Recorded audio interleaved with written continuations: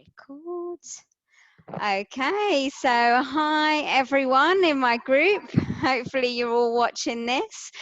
I'm Karina. I'm the one that's created this group, and although my expertise is in administration and I worked for a travel company all my life, this year, more than ever, it's given me the time to really have a look at other things, be curious, and really look at my other main passion, which is tools and mindset for well-being more than anything. In my life, I've suffered a lot from anxiety, and I really am passionate about tools and speaking to experts that have their own story and that can really show us how we can practice going with the flow of life, because there's so many surprises and so many things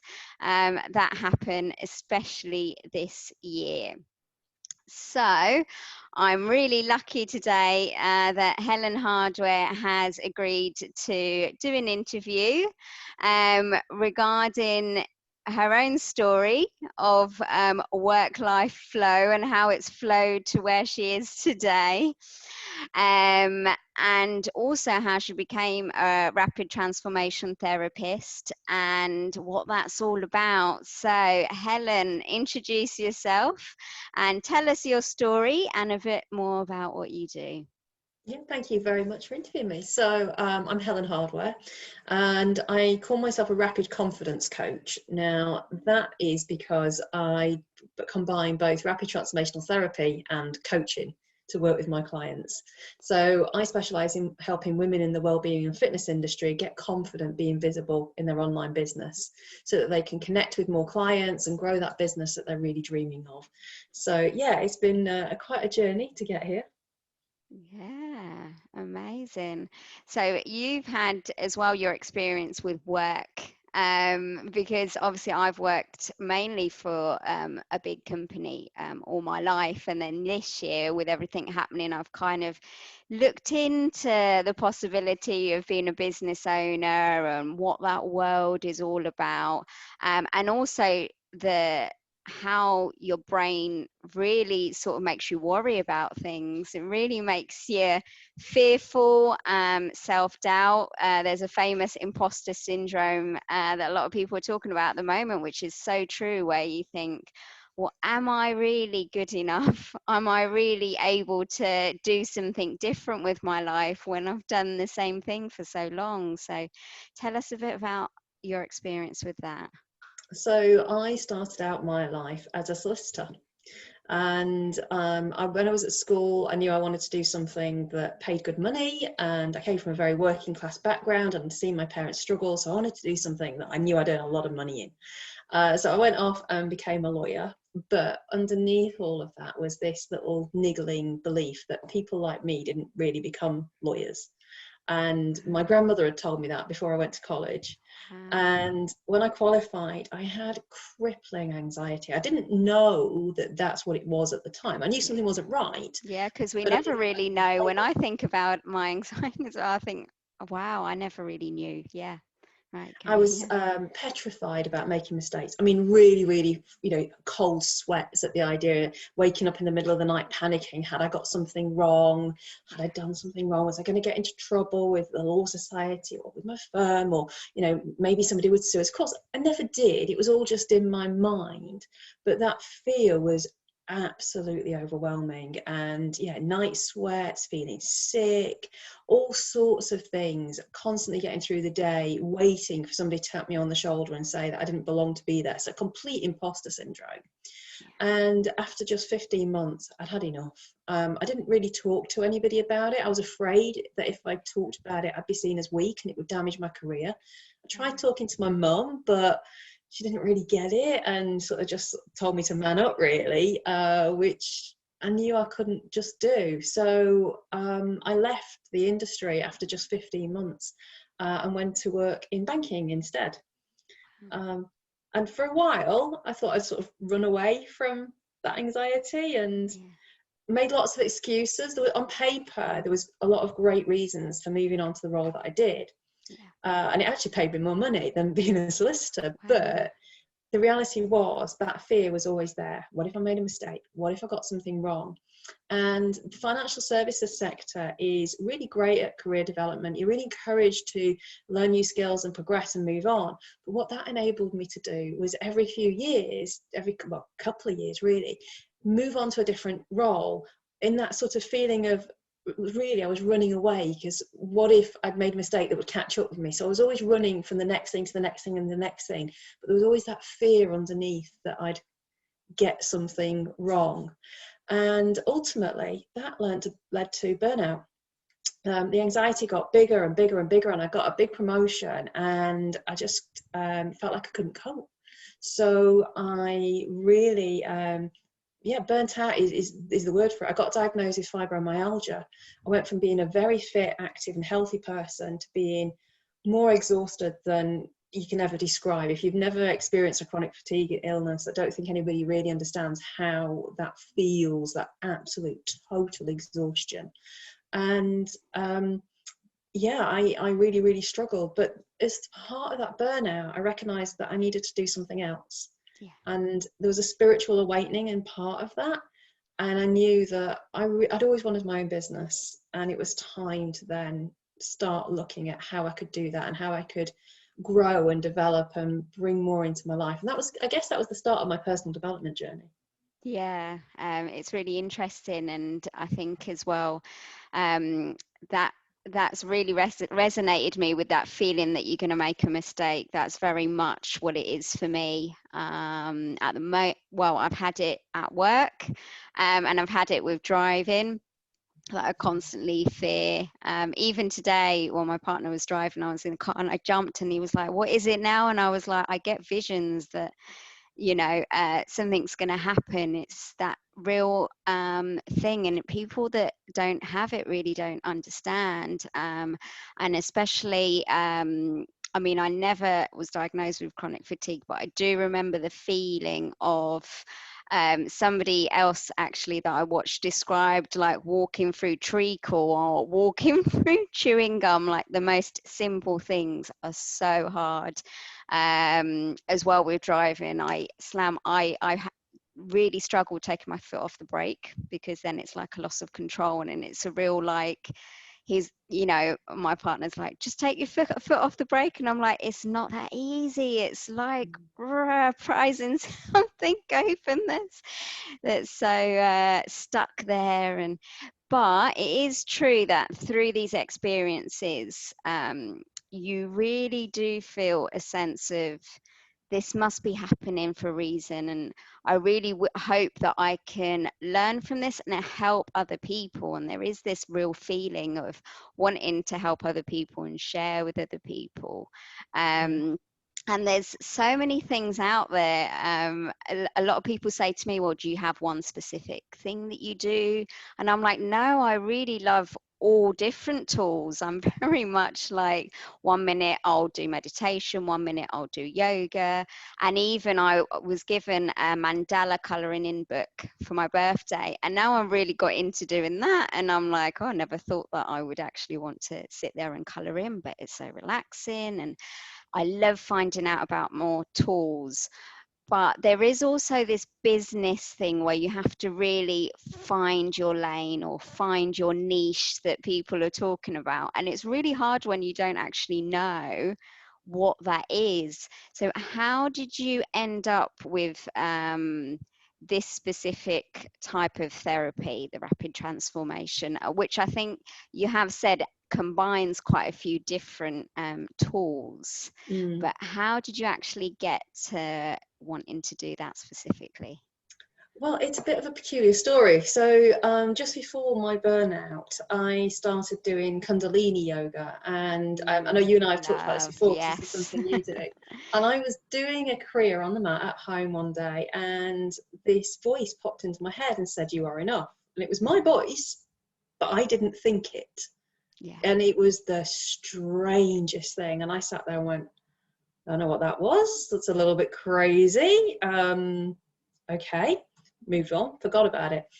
then during my burnout, I did a crystal healing course, and I've been into crystal healing many years ago, but I suddenly found that because I wasn't able to do the physical things that I love doing, I needed to find something new to fill my time with. So I went on this crystal healing course, in part as part of my self-healing as well. And when I was being the client, the therapist said to me, I've got a message for you. I don't understand it, but I think you will. I've got to tell you that you are enough. And I went, okay, this is getting freaky. And this was about 6 months apart. And I started thinking, okay, I didn't know that I didn't think I was enough.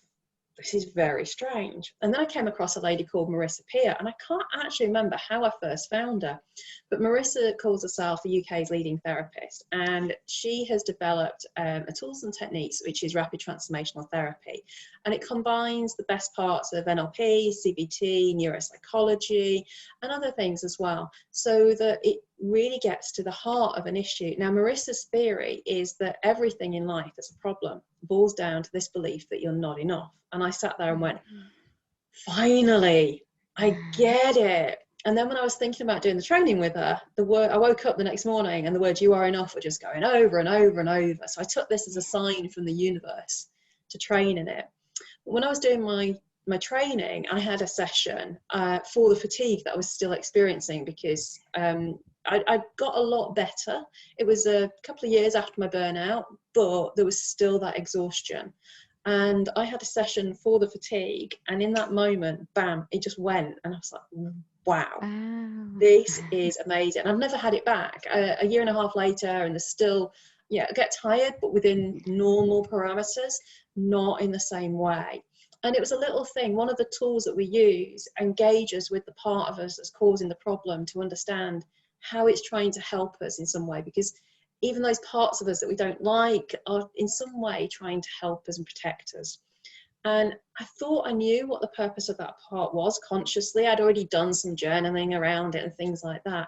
There was a couple of little tiny, almost insignificant things that came out in that session that made the world a difference. And I released that part and say it's never come back. So that's kind of how I got to RTT. And when I first started out, like most businesses, I didn't have a niche. I wanted to work with everybody.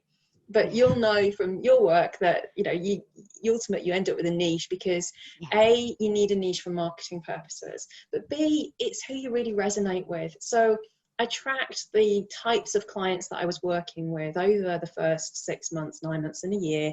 And I looked at what issues I liked working with best. What was I getting the best results with? Who did I like working with? What type of people? What was their business? What was their career? Or what was it that they were looking to achieve? And I noticed a pattern that I loved working with confidence, because I'd lost my confidence and I got it back through the RTT. And I was noticing that most of my clients were other women with businesses. And I used RTT to get over my confidence issues, putting myself out there in my business. And I just got really excited about the fact that we've got these dreams, we've got these things that we want to achieve, and yet we hold ourselves back and we just don't need to. So if I can help other women know that they are enough and go after their business dreams, that is just what I'd love to do. And most of my friends, and because of my background, are in the health and wellbeing industry. So that's kind of where I specialised. Yeah. And it's really amazing. It's funny as well when you get a bit of confidence. Like the other day, I had a call with a business coach, and they were very much like, right, what exactly are you doing for your business? What are your goals? What's this? And I actually felt my confidence going down, because I was kind of like, well, in some parts I really don't know. And then obviously I've been reading a lot about being in the moment, being in the Power of Now, is a book that I finished recently, and there's that, great book. But then I have that thing where I'm kind of like, well, I want to be present in the now, and I don't really want to plan too much, because the problem with my anxiety is then I plan too much and then I start worrying, what if that doesn't happen? What if this doesn't happen? And how do you sort of merge together the having the confidence and doing things in advance, but at the same time really trying to enjoy the moment and what you've got at this moment? That's a really great question, and I think there's sort of two elements in that. There is the long-term or medium-term goal setting, and then that sort of almost conflict of being in the present moment and how they marry up and align. And I Yeah, think that's really important to understand. So yeah, being in the present right now doesn't mean that we haven't got somewhere that we are journeying to, because if we're still looking to grow and to develop, you need to know how you're going to, or what your goal is to be able to grow and develop. And being present will help you to get there and achieve that goal, because you'll be able to appreciate the small things in each and every moment. But it also means that the things that you are appreciating are aligned to where you want to get to. Whereas if it's just something that you are sat in the moment without any idea of where you want to go, that's when you're sort of wandering aimlessly really through the present moment. So mm. the two things are, in fact, that's a really great question. I'm going to write a blog post about that, because Yeah, it is something that I think is almost a perceptual conflict, but actually the two things really do go hand in hand. To be able to get the most from the moment, you need to mm. understand the growth you're taking from that moment and appreciate those things. And you can't do that if you don't know what the goal is. Yeah, that's true. And we're going to hopefully work on the why as well, because we spoke about that as well briefly, and really knowing the why. And I've always had that sort of confusion as well, because I've always gone for many opportunities, and again this year, having worked in travel, having worked in administration, and going, okay, well maybe that's my why in life to do and to be a part of. And then you have as well background and other things, and also my passion as well, and what I love about learning about well-being. And then I dream a lot as well, so I have a lot of these random dreams, and you think, right, do they mean everything, and are they my why? And I know we're going to do something, me and you, later on, in not next week, the week after specifically. But for other people that are confused, what would you say to them? So I think understanding your why can be really overwhelming. I think, Mm, first of all, understand why it's important to understand your yeah, why, because your why is that deep rooted inspiration and motivation, that thing that overrides the challenges. So it's that thing that really gets you up out of bed on a bad day, because actually you can see the goal of what you're trying to achieve and the benefits of it, and that far outweighs any challenges that you might meet on the way there. So that's why understanding your why is really important. mm, Motivation, when you first get going, it's it's great, I'm going to do this and I'm going to do that. But you meet a couple of challenges along the way, and that can easily go. So you need the why to mm, be able to pull out of the bag and go, no, this is why I'm really focused. yeah, And so that's really, really important, first of all. And then understanding what your why is a very deep process, and it's going to be different for everybody, yeah, and it can be overwhelming. Simon Sinek's done some really great videos on YouTube about it, and he's written a couple of really great books. But first of all, think about what it is that you would really love to do, and yeah, then why that's important to you. Thinking mm, about all the things that light you up. What are the mm, things that excite you? What are the things that motivate you? And why do they excite you and motivate you? And how does that come around together with that thing that you want to achieve? And how can they marry up? So yeah, it can yeah, be a difficult process. fascinating. Yeah, amazing. And yesterday as well, I saw, very lucky, from being in your group, that you had a free sort of hypnosis that you did. And we have talked before as well how there's different views of hypnosis. I remember somebody suggesting hypnosis for my fear of driving, and my partner was like, well, there's no way I'm letting a hypnotherapist come to our house if you're on it by yourself or whatever. What is he going to make you do? And there's that real perception. And when I tried it, it was amazing how relaxing it was, and how you do really feel the energy. It's kind of like, I've done guided meditation, but this one seems like it goes even further and even deeper. Yeah. So what does hypnotherapy mean to you, and how does it form part of the rapid transformation therapy. So what does hypnosis mean? Well, hypnosis is nothing more than focused attention. And I have actually worked with people for driving issues in the past, and confidence on motorways particularly. And it's got my teeth in. Hypnosis is a completely natural state. So it's something that we are all in throughout the day and night. So it's generally represented by a change in our brain waves. So we have certain brain waves that we will go in naturally throughout the day. So right now, as we're talking and we're thinking, we're in a beta brain wave. And when you're really stressed out and busy, you might be in a high beta brain wave. But that's as you're getting tired at night, just before you go to bed, and also when you first wake up in the morning, that's when you're in an alpha brainwave. So it slows down from one frequency to another. And it's entirely natural. We all do it.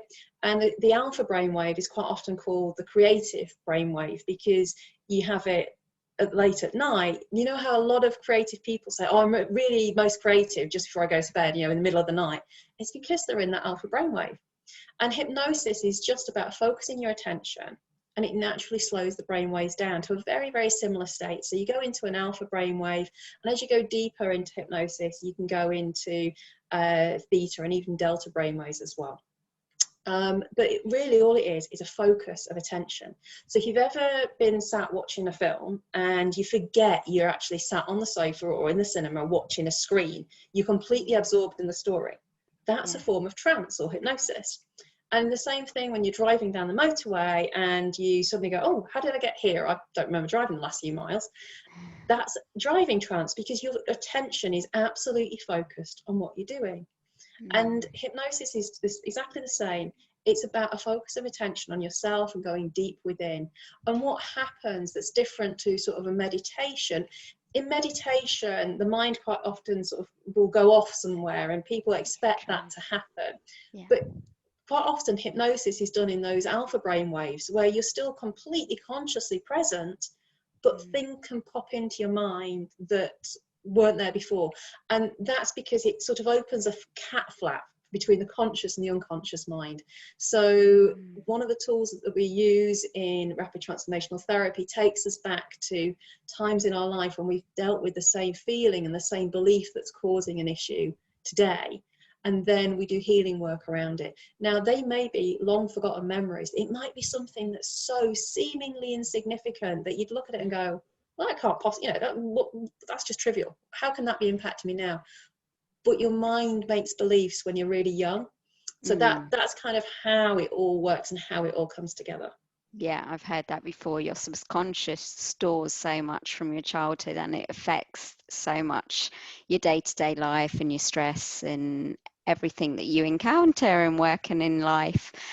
So 95% actually, it's that much. 95% of who we are is in your unconscious or your subconscious mind. And I've seen as well on YouTube, there was a film about it. I can't remember exactly the name, but it actually showed your brain actually connecting and creating those associations to things.